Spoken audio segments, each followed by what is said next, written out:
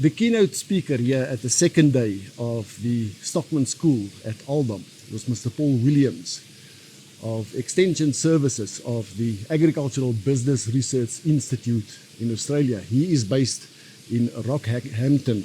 Now, Paul, one of the slides that you showed struck me as the possible intro to our conversation here, and that is what you said is the key to successful animal breeding is the accurate description and then the use of this variation to breed the next generation. It seems to me that's the basis.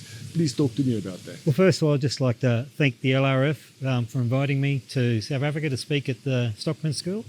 And yes, to your question, yeah, that's the most important thing. You need initially to have a breeding objective. So you want to know where you're going to drive and take your herd forward in the future. And to do that, you need to be able to have accurate measurements of the traits that are important to you. And that's where Breedplan comes in.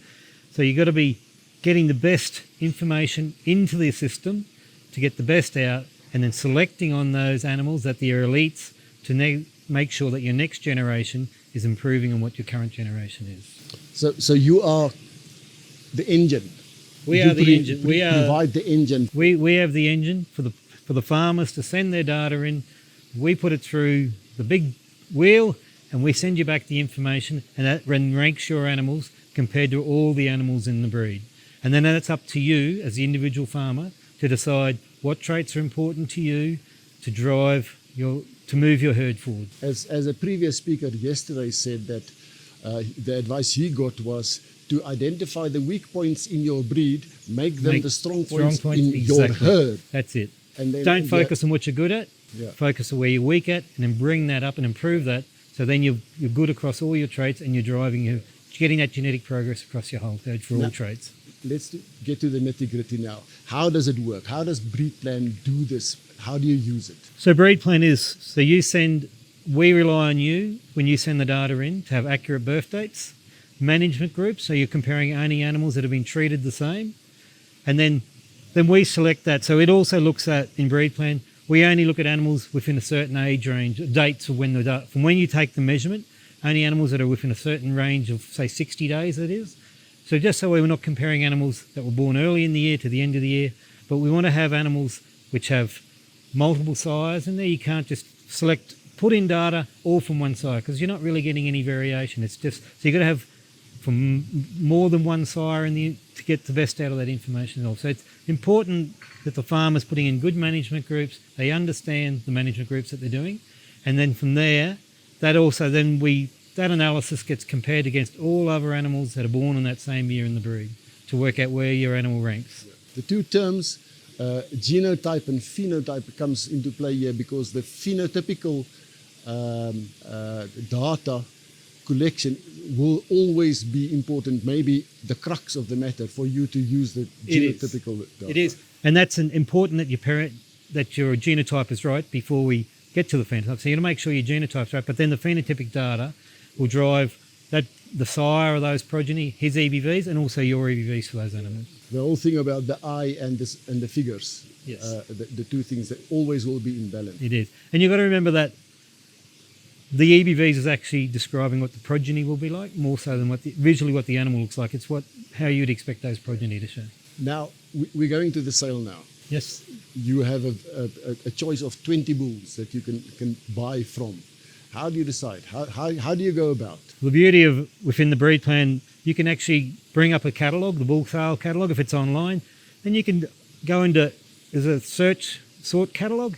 So you can click on that, and then you can go down and you'll give you a list of EBVs. All the EBVs are listed. Then you can whatever trait's important to you, you can put some weightings of where you want that animal to rank. So if you want a bull that's, say the breed average is 20 and you want above breed average, so you put 20 for 600-day weight. And fertility, you want them to be breed average for that. So you can put in whatever the breed average is there. And then search that catalogue, and any animals that don't fit into the criteria you have set will now drop out. And you've only got a list of those animals that fit what you're looking for when you're selecting your bulls. Yeah.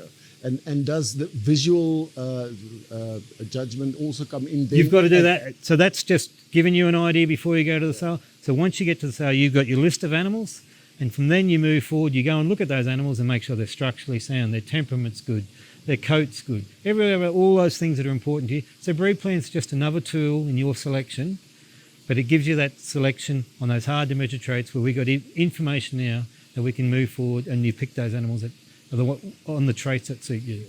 All right, now predictability. Now you have the bull. His progeny is now on your farm. Obviously, this is a continuous process. Yes. So then you start measuring those animals, and then you're picking out the best of those progeny, if that's what bull you like, and you want to find the progeny from them that are the ones that are the exceptional animals, and move forward, and they become your next generation. Yeah. Can't remember if it was you or somebody else who said that we are not interested in the Outliers, I suppose. the outliers. That was the word. Yeah. So just talk to me about balance as opposed to outliers. Outliers. For some reason, they've just for a certain trait they've got a lot more than others. So maybe they will carry that through. So you probably are better off looking at a more balanced animal than rather than those outliers, because then if you chase single trait selections, when you can get into big problems. Yeah. And we've had that previously where people are just chasing growth, and we've got that problem in Australia in breeds now. We're having birth problems because they've always been chasing growth, or they've chased eye muscle area, and now we're getting some problem with double muscling coming into breeds by chasing certain traits rather than balancing across all traits. And that is Paul Williams of our breed in Australia.